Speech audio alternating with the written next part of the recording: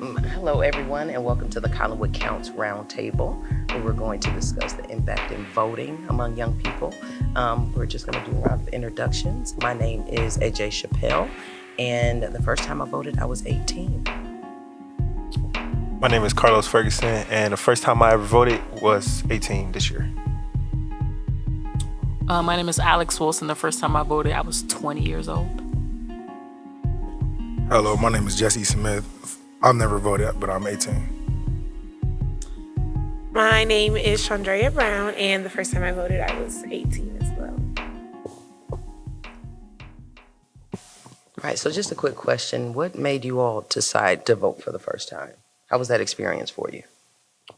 The biggest reason I wanted to vote is because I feel like as a Black young male in poverty, I don't have that's really my only voice is voting, because but so much I can do like in politics, but voting is my only way of showing my opinion, I guess. My cousin, Terrence Upchurch, State Representative Upchurch, was on the ballot for the very, very first time. And I was really, really excited because at the time I was in college, so I was really learning about the process. But it was really exciting that I had a family member who was on the ballot. So I was really, really excited. And I voted absentee? Yeah. I've never voted before, but when I do, I'm going to, because I feel like every vote count.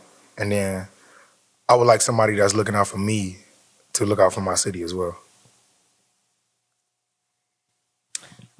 The first time that I voted, kind of similar to Alex's story, my aunt was on the ballot for, I think, municipal court for Cleveland, or like Supreme Court, something like that.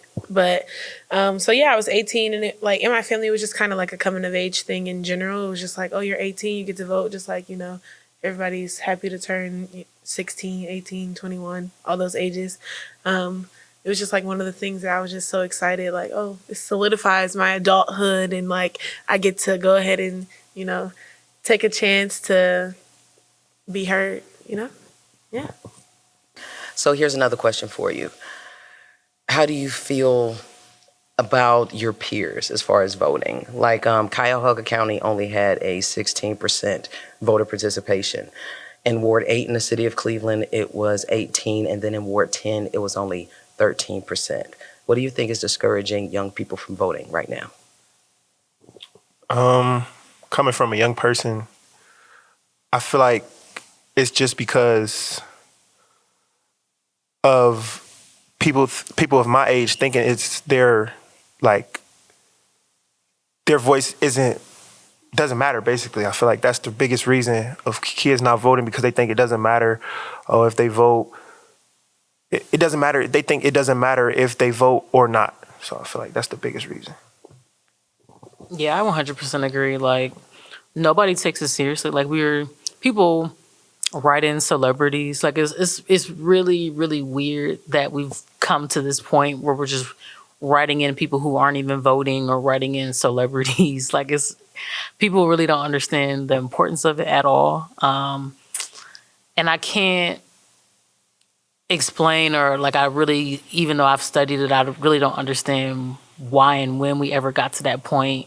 Because like, we fought for that right, and then for so many years we took it seriously, and then all of a sudden it's like a joke to vote somehow. Like, it's kind of weird. I think I don't know when we got to that point, but I don't think young people really believe that their voice really does count. Like, there's been elections where people have won by like less than 10 votes, and that really impacted that community. But I don't know I think people just generally they either don't care, or they just don't feel like it matters, or they'll always say, well, that person is going to be there anyway. Like, they already know who they want. So I think young people have gotten to that point. I feel like the problem is with people around my age or younger period, parents don't look at it as if, oh, we need to tell our kids, hey, you're 18, it's time to vote. It's more like, you're 18, you have the power to vote, should you vote? or should I not? And then, it's not really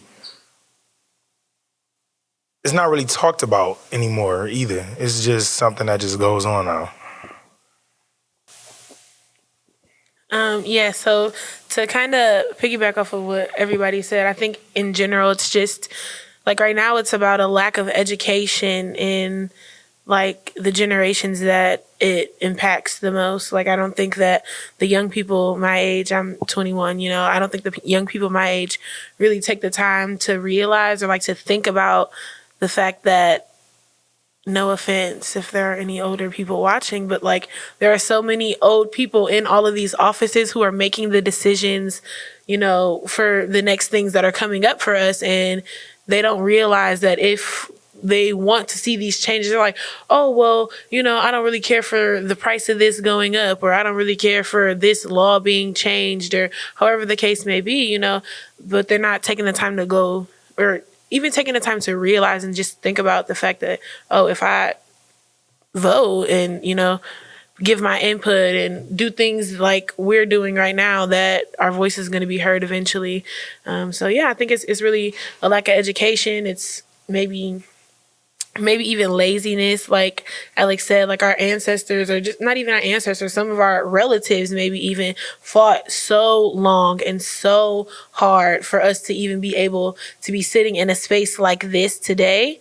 And we don't take it seriously anymore. We don't take it serious enough in general as a community, I believe, because like we said, it's just like, it's time to vote. Yay, we'll go when we feel like it. Will write Kanye in, the Republicans already chose Donald Trump, so Donald Trump's gonna win, or, whatever the case may be. But they're not really realizing that if we take the time to educate our people and, educate ourselves, then we can get those percentages up, hopefully, Now, as someone who is actually coming from a generation that may be old enough to be a mother to at least a couple of you, how do you feel that we should be engaging you? How do we make not just the political process, but voting itself more accessible to you? What is it that we can pass on to you?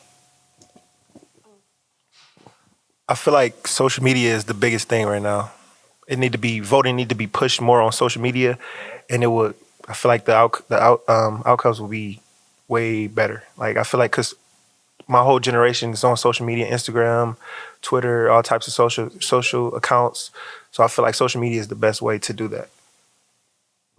Yeah, I agree. Like social media, like a lot of people don't realize, but like part of the reason why Barack Obama won is because of social media. He was the first person to really utilize the use of social media in general to get the vote out, which I thought was really, really innovative at the time. But like you really don't think about it, obviously, because it was, two terms ago. But definitely social media. I hate to say it, but some people might, have to be that person to step up and make sure, like, they follow up. Okay, you got your ballot, or you got your, you're trying to register. Did you fill it out? Okay, did you actually send it? Like, this is when the next election is. You may have to be that person in your family to be like, hey, or start a group chat. Like, that's the perfect way, or like, a group me or Instagram chat or whatever. But you might have to be that person to step up and be like, hey, like, did you vote? Are you gonna vote? Like, this is coming up. This is how you check. Like, the easiest way, and this is so simple, to check if you're registered or not and where you're voting. Like, super quick link. And depending on, your Instagram following, if you have so many followers, you're able to put that in your story. You swipe up and you can just register, or you can just check where you vote. So I think social media is the greatest way, but definitely word of mouth. Just, stay on this a little bit more for other people. I feel like I would agree with you said, word to mouth. It just needs to be more a common conversation, because my parents, they don't talk about it, but then you have my grandparents voting this, voting that. There's something about the office. There's something going on in political terms. It's just not common anymore, because then when it's brought to a school around the voting time once a year, it's just, hey, it's voting time. It's time to vote. All the ballots in. Then it's just kids just, hey, this is the time we voting. It's nothing really. It's in one year, out to the other one. Because it's not just common. It's not a conversation we have. Yeah, so again, I agree with what everybody at the table says. It needs to be something that is talked about way earlier. And I mean, even then, it's not like, I feel like as a kid, in middle school, we were growing up like, oh yeah, you have to be 18 to vote, but like, there isn't really a whole thing about like what the practices are, or like how you should take care of it, or who you should go to if you need help or something like that. Like, I feel like just being on social media, word of mouth, like, I know me, I'm a person that likes to, interact with people in the real world. So if it's conversations, if there's forums just like this, or, like things that are happening when it comes to community engagement, maybe even like, oh, we're hosting this forum that's talk about voting, and or why not you would want to vote, because like I said, there's a lot of kids, especially around this area, that are like, oh, that don't matter. Like, oh, I'm just going to go write on this piece of paper. We gonna keep it pushing. But like, we need to talk about it. We need to talk about why it's important. We need to put it in the faces of our, our young people in the community, so that they know this is not. It's not a game. I mean, I feel like even me just seeing the differences as far as like when Donald Trump was running for president, like people were just like, oh yeah, I'm not worried. Donald Trump's not going to get elected. He's Donald Trump. And look what happened. Here we are 4 years post Donald Trump, And like, honestly, it could have been prevented, because I'm pretty sure if we go back to looking at those statistics and those numbers about voter engagement, and all those things, then we will see the places that need help. And if we're, going into the communities and starting with the young people, Whitney Houston said it best. I believe the children are our future, and those are the people that we need to be targeting, so that they know that this is something that's really, really important. Not just, oh yeah, this is a right that you have after you turn 18, but something that is going to be beneficial for you 100%, and it's foolproof. I think we have a problem with like having faith in things a lot of times these days, because we see things, but we don't see the result of those things. So when it comes to like, this is your vote, this is exactly why it matters, this is the direct impact of what will happen after you vote if you don't vote. And like, if we're seeing those changes, then people will be a little more susceptible to the idea, I believe. And can you all give me an idea of what your level of civic engagement was while you were in school? So when it comes to civic engagement, I went to Euclid High School. I graduated in 2018. But I think they put an effort. They made an effort.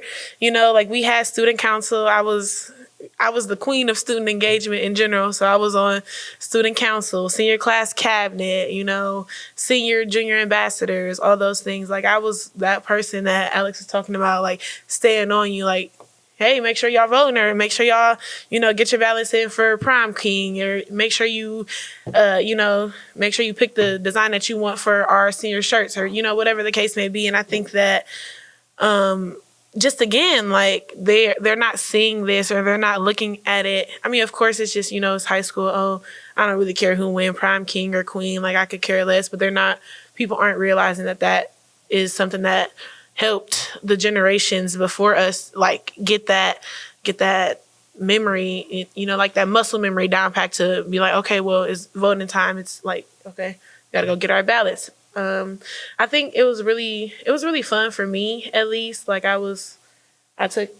took it seriously. I was there, and I was just like always that person that wanted to make sure that all the people around me had their votes out. So even if I'm sitting in the student council or senior class cabinet meetings, I'm like, okay, well, and I was still that person that was advocating. Like, even the people who aren't coming to the meetings, they're like, oh, well, I think the senior shirt should probably have like a different check mark, or the color should be a little different. And I'm still taking their ideas. I'm still making sure that they can at least feel some part of being included into that thing, even though they're not necessarily stressing the issue, but like, when it came down to it, it just made it, I think, a little more worthwhile, because it just felt like it was something that made sense. It felt like something that I could do, that I saw the action of, and I saw like the outcome of it, and it, it was like, okay, well, this is what I voted for. Okay, or this is what I didn't vote for, and I probably could have voted, or I could have got more people to vote in this, and we would have saw that, or something like that. So, yeah, I think it was important. Me, I was glad to say that when I was in 10th grade, I started the first ever student council for Ginn Academy. Since 2007, there never was one. So I took the initiative because I felt like there wasn't no voice of the school. There was just, okay, you guys are gonna have a dance this day. Promise this day. Do this, this, and this. So I gathered a group of people and went and asked them all to sign it of each grade. So I got 20 signatures for each grade, and I took it again, and I asked them, I have 20 signatures for each grade. Can we start a student council? And then ever since, there's been a student council in the school. Even after I have transferred, there's been a student council president. I made sure there was a way we could put together how the voting is. I'll make sure I walked around the classes to ask the teachers what y'all think we should do, who y'all think would be great for it. I wasn't even a president. I wasn't even in it. I just felt like it was time to get made because I couldn't voice my opinion at the school. So No, in high school, it was really, really exciting at the time. Just like I can always remember, like she said, like senior shirts was a big deal.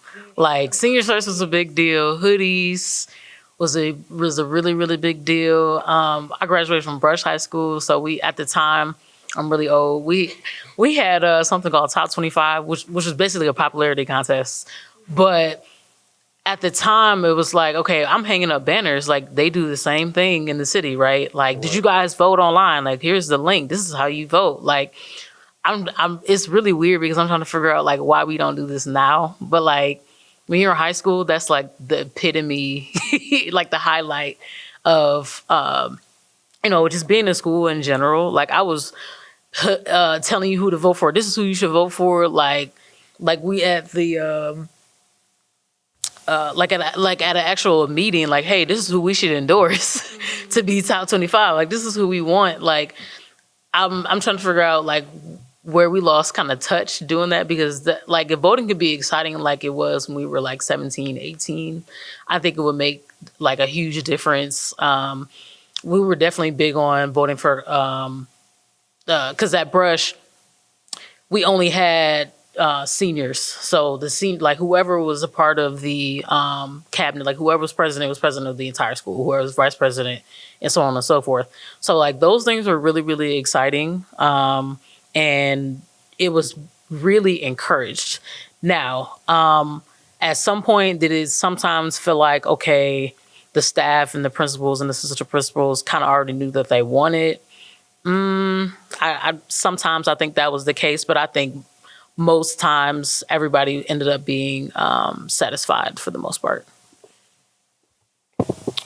Okay, so I graduated from Cleveland School of the Arts, and our school, we practiced that a lot. We actually had times where we would go into we had an art gallery, and then they made it realistic. We voted, nobody could be in the room next to us, so they made it. I wasn't personally involved in student council, but our school definitely practiced that and teaches voting, teaches the importance of voting, and they make it very clear that voting is important. So, but I wasn't personally involved in student council, but our school definitely put it where we knew how important voting was.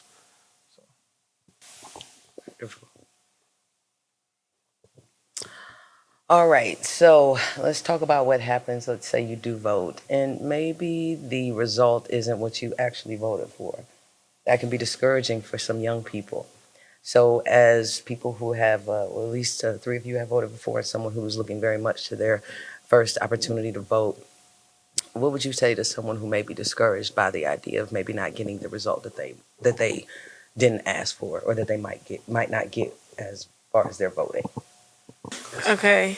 I think personally, I think in general, I feel like speaking just like as a blanket statement for my age group, I feel like a lot of the people, as we said before, like just think, oh, well, this ain't gonna, like, I'm one person out of 10,000 people that live in Euclid or whatever the case may be. Like, who says that if I vote for this mayor versus this mayor that I'm gonna win? And I'm like, that's the thing that you have to understand, that it is very much a gamble, but at the end of the day, like if you're standing on something that you believe, more times than not, there are going to be people who have the same views and who want to vote for the same people and want to see the same people win. So if you're sitting here and you're feeling so discouraged about the person that you voted for not winning,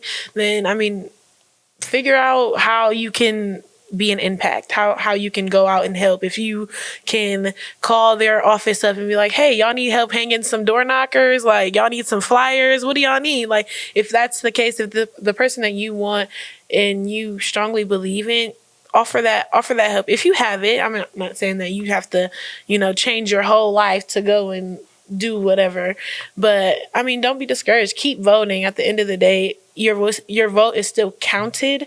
It may not be on the winning side of things, but it's still counted. It's still very important to get that out there. It's still very important, because even then, not that we necessarily live in that type of society, but if the person who they voted for in the first place wasn't good, what happens if something, they're just like, oh, actually, we kind of like this person instead. You never know. Like, I mean, like I said, that's not how things really work in America, but still, like, I think it's very important just to still make sure that you're acting and you're doing the things and doing the work, as long as you're doing your part and you're taking up and you're making sure that all the things that need to happen are happening on your side. Then that's all you can do, really, because once you start doing your things, people are going to fall in line. People are going to be like, oh, well, hey, maybe she getting some things changed over there. Just like I said, referencing back to the student council thing, you're like, oh, all these people, like, oh,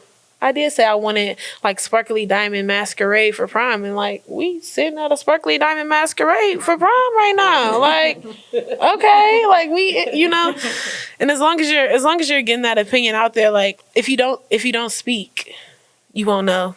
It's a famous Black proverb: closed mouths don't get fed. And if you sitting there and you not voting, how we gonna know what you want? How we gonna know that you want AJ as your next city council member versus Alex? Like we wouldn't know that unless you're sitting here and you're telling us these things and you're being an impact, you're putting in your voice. So yeah, just keep going. First you don't succeed, try again.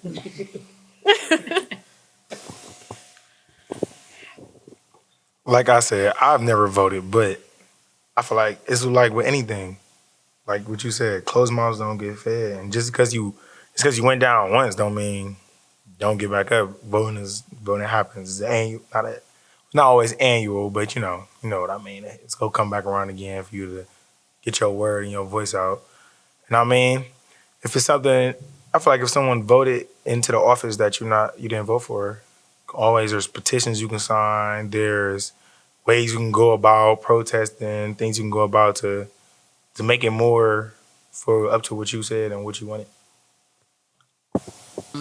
The people who are discouraged, like I honestly just thought about this. You know how you play Uno with a group of people and you get mad that you lose, but you end up playing 20 more games? It's the same thing. People should feel the same way about voting. Like, guys, or don't mean to discriminate, or just video games are male dominated, right? First thing I thought about, 2K. Guys will play 30 games of 2K until they win, right? Or until their team wins. Like, voting is the same exact way. You should feel the same exact way when you go to vote. And what if that person ends up running again and they win? There has been plenty of times where, and not even on the local level, when people lose and then a couple years later they'll run and they'll win. Like, it should be people should have the same kind of mindset.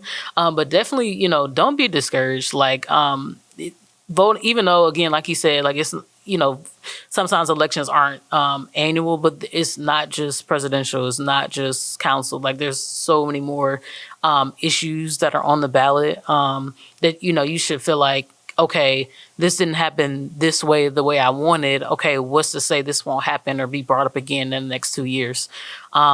Unfortunately, we're always voting on school levies. There's always, all the time we're voting on school levies. So, you would think, or if that's your thing, if that's something that you really, really care about, that's always on the ballot. Like, why wouldn't you want to vote for something that you're passionate about?